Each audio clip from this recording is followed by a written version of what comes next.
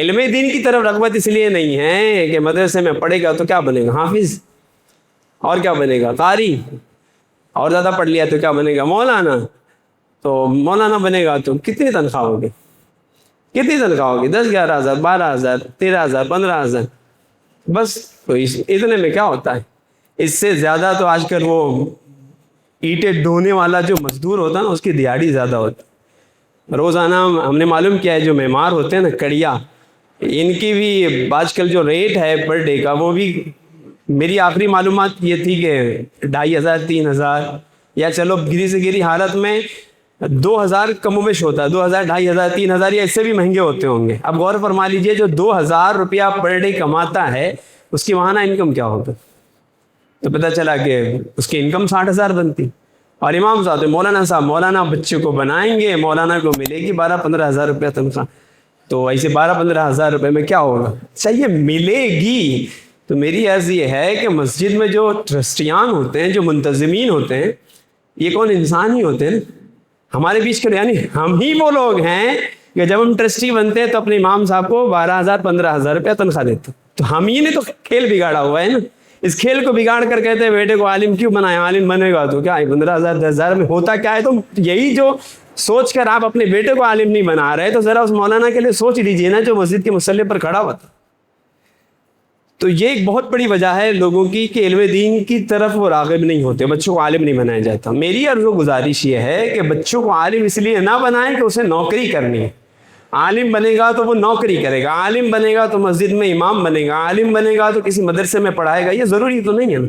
عالم بنائیے اور عالم بنا کر اس کے علاوہ دنیاوی علوم اور فنون اسے دیجیے، وہ سیکھے تاکہ جہاں بھی رہے علم دین اس کے ساتھ ہوگا. وہ عالم دین ہوگا تو جس شعبے میں رہے گا نہ صرف اس کی رہنمائی ہوگی بلکہ وہ خود رہنما ہوگا، وہ دوسروں کی رہنمائی کرتا ہوگا. مثلا عالم ہے انجینئر ہے، عالم ہے ڈاکٹر ہے، عالم ہے سی اے ہے، عالم ہے لائر ہے، عالم ہے وہ جج ہے، عالم ہے انسپیکٹر ہے، عالم ہے وہ کسی شعبے میں ہے. جس شعبے میں جائے گا اس سے منسلک جو افراد ہوں گے ان سب کی شرعی رہنمائی کرتا ہوگا نا عالم ہو کر.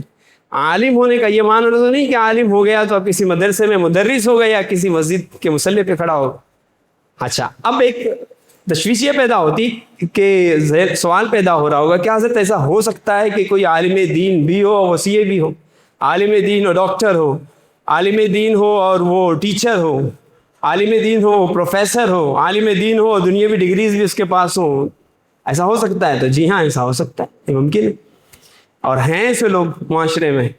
بچے کے اندر شوق و جذبہ ہونا چاہیے. اتفاق یہ ہے کہ مدارس میں داخلہ بھی کن بچوں کا کرایا جاتا ہے پتہ ہے؟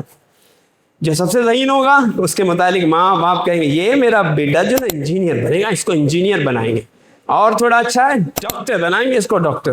حالانکہ انجیکشن دے کے بیچارہ چھوٹے میں اس کو پیشاب لگ جاتی تھی، حالت ہی ہوتی. انجیکشن دے کے بڑے ہو گئے مگر ابھی بھی ہاتھ پیر کانپ رہے ہوتے ہیں. یہ حالت ہوتی ہے میرا بیٹا ڈاکٹر بنے گا، یہ تو سرجن بنے گا، میرا بیٹا سی اے بنے گا، میرا بیٹا لائر بنے گا. اچھا، اور ایک جو بھوندو ہوگا نا پڑھنے میں، جو بالکل ڈفر ہوگا، اس کے رزلٹ اچھے نہیں آتے ہوں گے، اس کو بولیں گے اس کو اسکول سے نکال کے کسی مدرسے میں ڈال دے تو بہت شریر ہے، بہت پریشان کرتا ہے. تو کیا کریں گے؟ مولانا صاحب کہہ لیجیے مولانا جسے ہم نہ سنبھال سکے اب آپ سنبھالیے اور جس کو مولانا بنائیے. تو اب سوچئے، ایک تو سب سے اہم بات یہ ہے کہ میں یہ عرض کروں عالم بنایا ہی ایسے بچے کو جائے جو بہت زیادہ ذہین ترین ہو، اس لیے کہ فقیہ وہی بن سکتا ہے. مفتی ہونا، فقیہ ہونا یہ اسی کے بس کی بات ہے جو ذہین ہو. جو ڈفر ہوتے ہیں نا، بوندو ٹائپ کے ہوتے ہیں، وہ مفتی نہیں بن سکتا. ایسے شخص کو افتاء کرائی بھی نہیں جائے گی. یہ مفتی ہونا یعنی پی ایچ ڈی کرنا. وہ پی ایچ ڈی کر سکتا ہے کیا؟ دھکے دے کے اگر پاس ہو کے جیسے تیسے نکل بھی گیا تو قوم کی رہنمائی کیا کرے گا؟ اس کو خود کو رہنمائی کی حاجت ہوگی.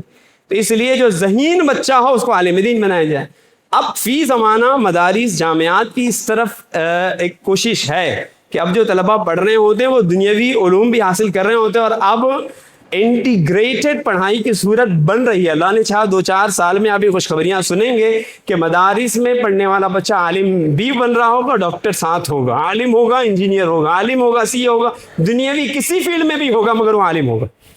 اور یہ ناممکن نہیں ہے. ٹھیک ہے، ناممکن اس طور پہ نہیں ہے کہ میں آپ کے سامنے کھڑا ہوں تو میرے پاس دنیاوی بھی بہت ساری ڈگریز ہیں، پی ایچ ڈی کرنے کی میری اپنی کوشش ہے، پی ایچ ڈی ہی باقی ہے، باقی ساری ہو چکی.